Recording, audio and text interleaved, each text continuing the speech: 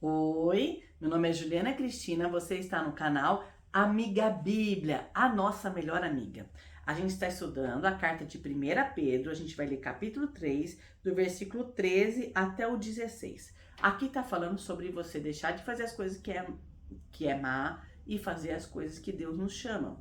Mas ainda fala assim, que mesmo a gente fizer as coisas que Deus nos manda fazer, Ele não promete que a gente vai ser a nossa vida vai ser perfeita. Muitas vezes, a gente fazendo o que Jesus nos ensina, nós seremos perseguidos. Está escrito isso na palavra, né? Jesus também diz assim: no mundo tereis aflições, mas tem de bom ânimo, eu venci o mundo.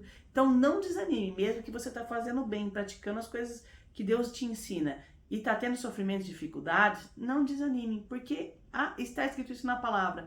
Mas nossa herança, nosso prêmio, o nosso privilégio vai ser quando a gente chegar no céu com Deus, né? Vamos lá.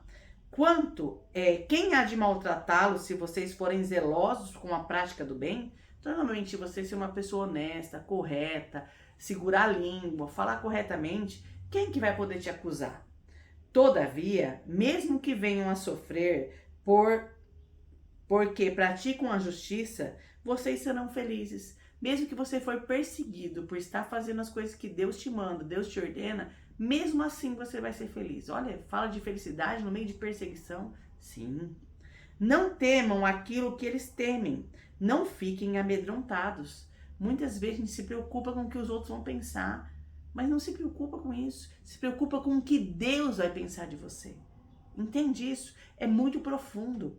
Muitas vezes, até eu comento assim com as crianças, com meus filhos, não são mais criancinhas, mas nas aulas de crianças, com os meus filhos também, eu falo assim, às vezes a gente tem vergonha de fazer as coisas de Deus porque as pessoas vão julgar a gente para aquilo. Mas a gente deveria ter vergonha não das pessoas, mas de Deus, de não estar praticando as coisas que Ele nos ensina. Mas muitas vezes a gente deixa de se posicionar. E agora aqui eu vou falar sobre um texto da gente se posicionar, tá bom? Versículo 15.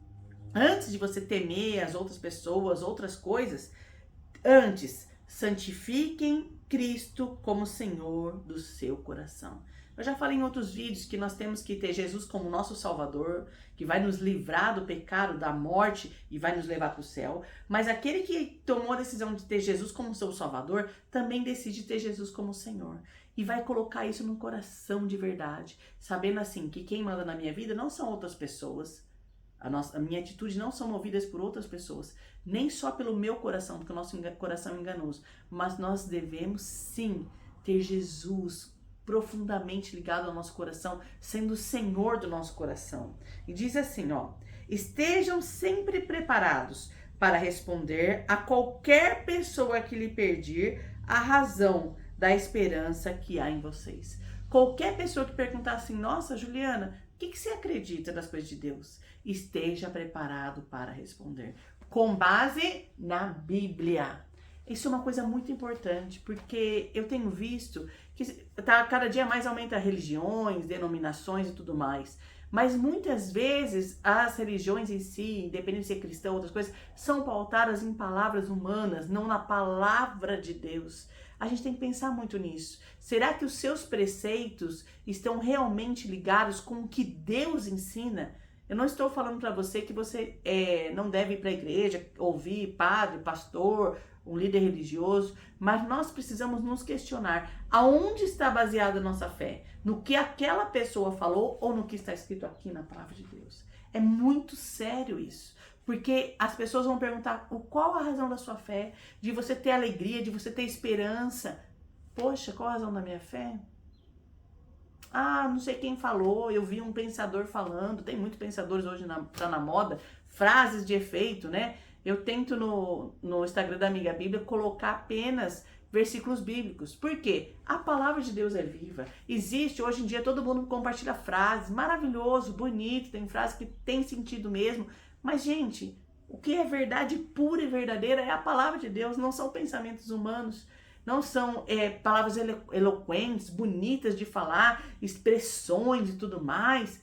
Não, é a palavra de Deus que você tem que se apegar, porque isso aqui é firme e é verdadeiro, né? Não vai mudar, não vai passar. A Bíblia diz que céus e terras passarão, mas a palavra de Deus não vai passar.